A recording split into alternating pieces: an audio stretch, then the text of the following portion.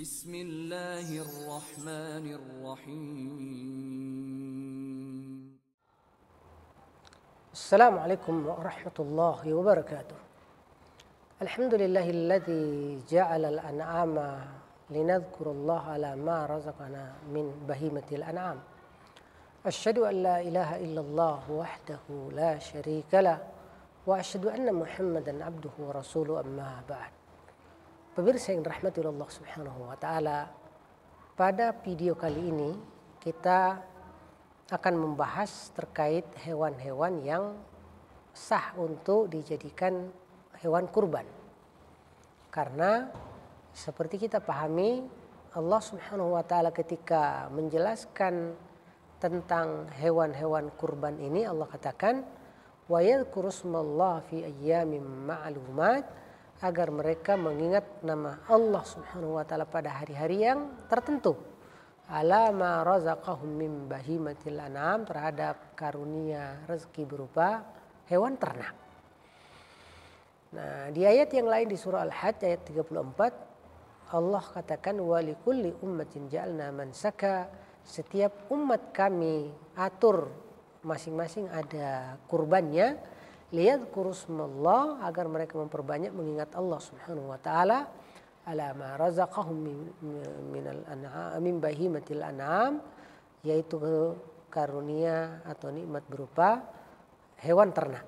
Maka di sini jelas hewan ternak adalah terbatas, yang ada adalah onta, sapi, ya, kerbau atau kambing, atau bahasa kita domba. Hanya ini yang disebutkan secara jelas. Nah, karenanya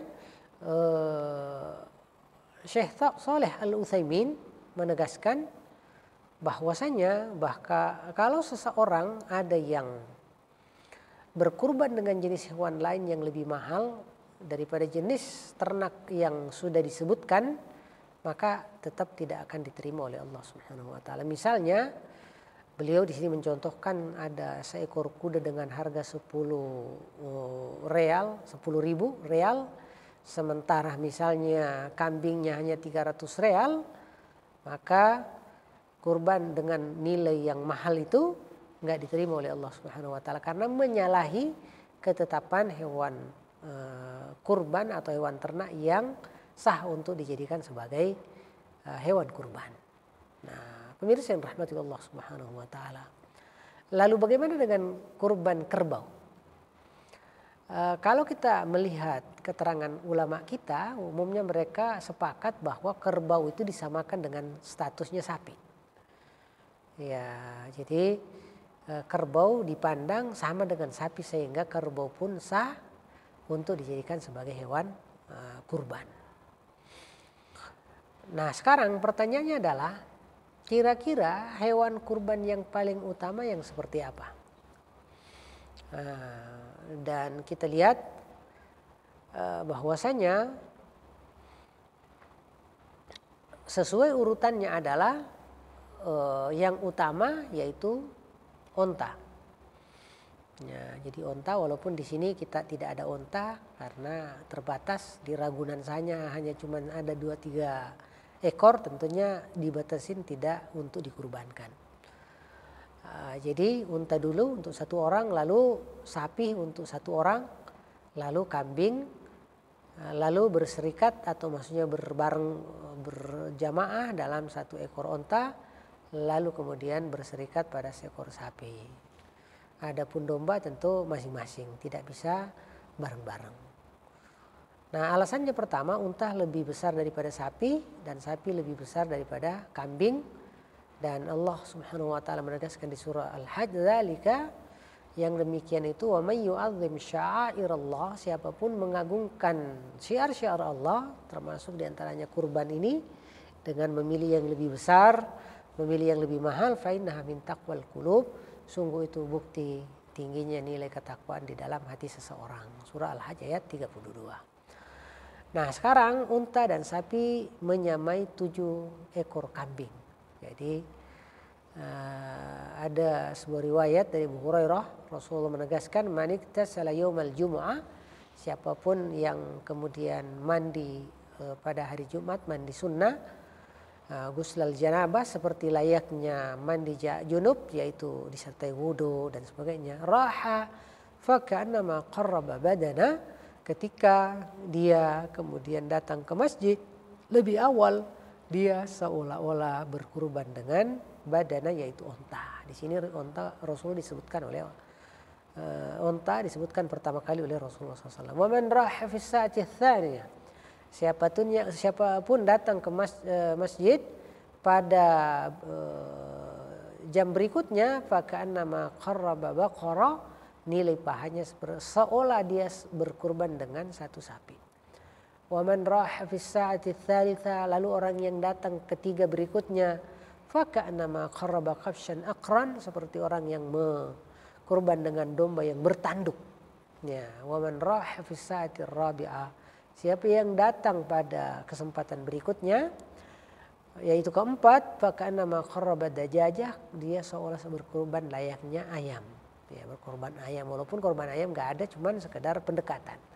Contoh, wa man raha fi sa'atil khamisah, siapa yang datang ke masjid pada urutan kelima, faka'annama qarraba bayda, maka pahalanya kayak berkurban dengan telur. Ya, walaupun kurban telur nggak ada. Nah, ini sekedar perumpamaan ataupun kemudian gambaran.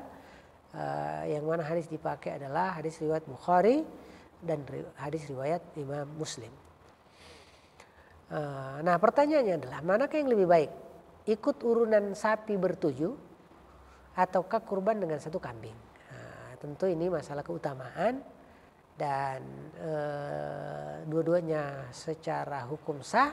Cuman pertanyaannya adalah, lebih baik ikut sapi atau kurban dengan satu kambing per person gitu. Nah, ini ada keterangan ulama kita, sebagian ulama menjelaskan kurban satu kambing lebih baik daripada ikut urunan sapi atau onta. Alasannya 7 kambing manfaatnya lebih banyak daripada seekor sapi. Ya, jadi ini alasannya itu. Ada juga yang ditambahkan bahwa kurban yang sering dilakukan Nabi SAW adalah utuh 1 ekor.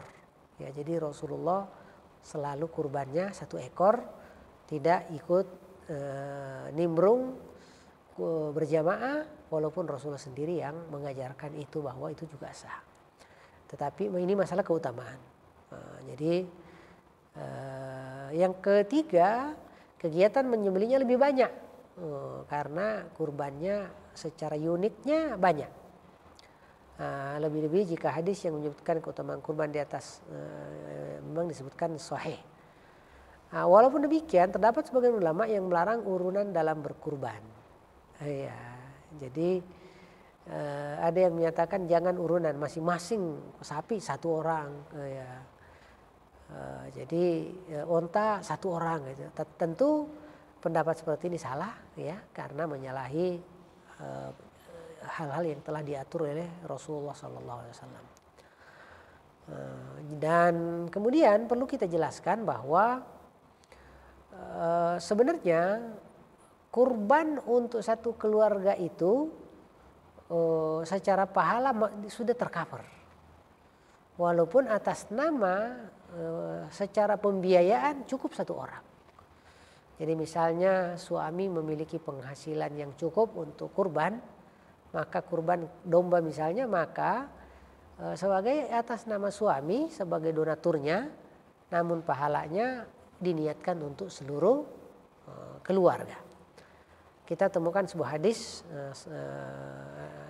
dari Imam At-Tirmidzi, disebutkan kan ar-rajulu fi ahdi Rasulillah sallallahu alaihi wasallam, ada seseorang pada zaman Nabi, yudhi bisya, dia berkurban dengan seekor domba, anhu wa an ahlihi, atas nama dirinya dan seluruh keluarganya. Jadi di sini pemirsa yang rahmati Allah Subhanahu wa taala, bagi yang mau berkurban atas nama keluarga cukup misalnya apakah ibu yang punya dana lebih, lalu kemudian atas nama beliau, maka beliau nanti meniatkannya kurban tersebut untuk seluruh keluarga. Jadi pembiayanya aja yang sendiri, namun pahalanya ditujukan untuk seluruh kalangan penghuni rumah.